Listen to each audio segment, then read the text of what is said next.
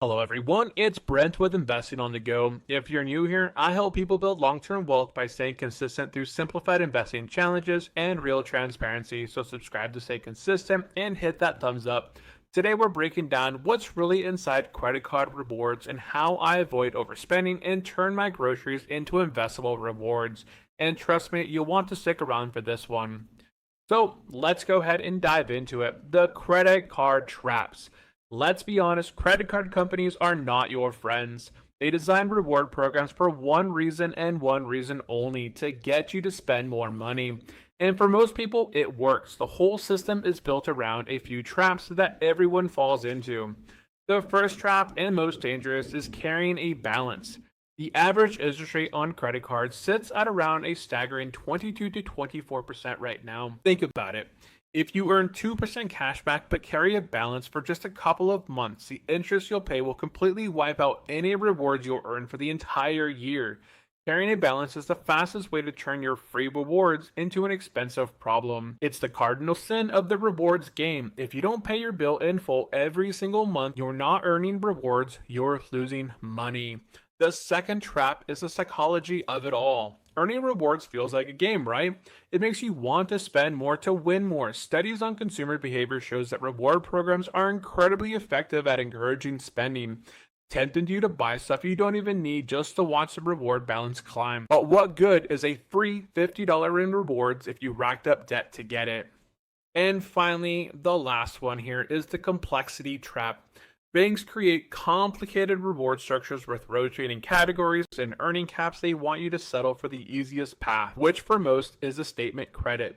But here's the secret: getting the cash is only half of the battle. They're counting on you taking that cash and letting it disappear into your daily spending, providing no future value. They put the cash in your pockets, but not into your future. Now, my aha moment came while I was checking my credit card statement. For years, I've been winning at their game, but I hadn't checked it in a while. I had a simple 2.5% cashback card that I used for everything. I remember standing at the checkout aisle at the grocery store one day, looking at my cart filled with usual stuff, veggies, fruits, milk, eggs, the essentials. Later that month, I pulled up my credit card statement. My family spends around $2,000 a month on a card for all of our expenses. Over the last year, when looking at the statement, I've noticed that the reward had earned us only $350 in cashback.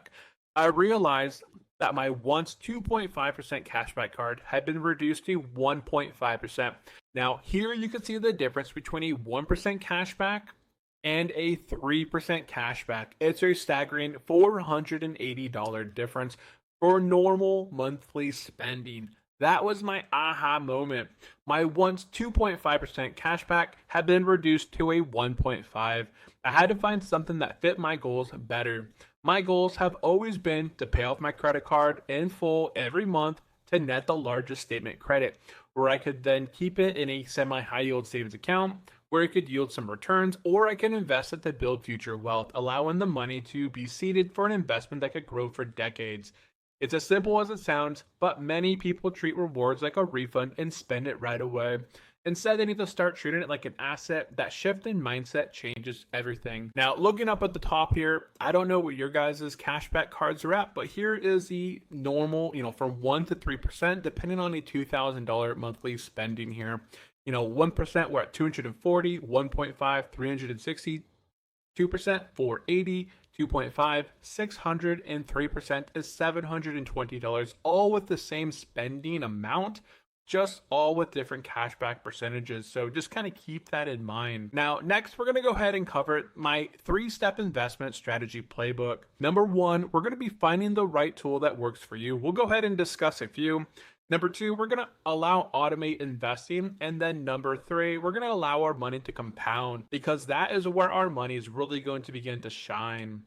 Now, we are halfway through, so we're going to do a quick check-in in the comment section down below. Do you guys use a cashback reward card? What percentage is it? I read and respond to every single comment. So let's start a conversation down in the comments and let me know what percentage you get back on your rewards and what card is it. Okay, now let's get back into it. Step 1, get the right card for the right job. You wouldn't be using a screwdriver to hammer in a nail. So why do you use a card that doesn't align with your goals? The first step is to get a card that maximizes your return with minimal effort. For me, That was simple. A no nonsense 2% cashback card. I landed on a card like the Fidelity Visa Signature Card. Why? Because it gives me a flat 2% cashback on every single purchase, with no categories to track, no annual fees, going directly into my individual investment account every time I pay it off. Think about it. That's $2,000 a month in spending. That's a guaranteed $40 every single month. That's almost $500 a year. No complicated points, but real cash earned on money I was just going to spend anyways. Now, I did want to mention there are two other brokerages that I saw that offered something very similar. One was Robinhood Gold, which offers a 3% cashback, but it does have a $50 annual fee. The difference between my current 2% and 3% with my current average spending would net a difference of $240 after that $50 annual fee. The only thing is there is a long wait list. So I went ahead and posted some information right here. The second option I wanted to go ahead and include here, this is the highest cashback at 3.3%, and this came from SoFi Plus. Now, I've had SoFi Plus now for several years, and not only do I enjoy the 3.3% cashback on their platform, but I also get a 1% match on all reoccurring investment deposits, meaning that for every $100 that I dollar cost average into an investment account, I get $1, which may not seem like a lot, but an extra $1, $10, $25 per month really begins to add up. Now, step number 2, the secret weapon, automate investing. This is the part that most people miss, and it is without a doubt the most important step. You have to automate your wealth building. Think of your cashback rewards as a bonus paycheck. You could take it as a statement credit and watch it vanish. It's simple, but you're missing a huge opportunity. The real secret is having those rewards automatically deposit directly into your investment account. With my setup, every time my cashback is paid out, it doesn't go into my checking account or offset my bill. It goes directly into my Fidelity investing account. Here's how the magic happens. While my $40 statement credit would just normally vanish, my $40 reward is immediately put to work.